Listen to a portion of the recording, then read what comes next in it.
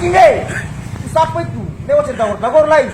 Sejak kabar meninggalnya RRS sontak memantik empati sejumlah kalangan terhadap tindakan anak ketua DPRD Ambon.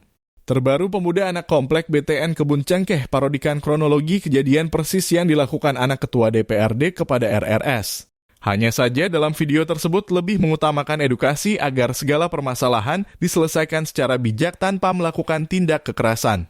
Ia menegaskan parodi semacam itu dibuat menekankan kepada generasi muda mengambilnya sebagai sebuah pembelajaran. Lebih lanjut, perlakuan tersebut tidak patut dan layak dicontohi sebab bisa merugikan banyak orang, apalagi sampai merenggut nyawa orang lain. Selain itu, Rafaul juga menyerukan dan mengkampanyekan berbagai kalangan untuk menyetop kekerasan di kota Ambon.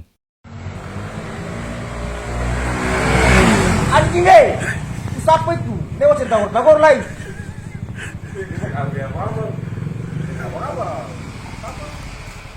Anjing saya macam tagor orang sedikit. Saya tagor abang sedikit lain. Stop, jangan begitu. Sudah, bagi saja.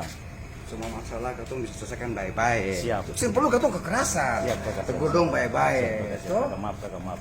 Biarkan. Tadi kalau bagian orang kumpul itu banyak tagor orang sedikit juga. Ya kakak, maafin. Ya adik, yang berhati banyak hati-hati adik.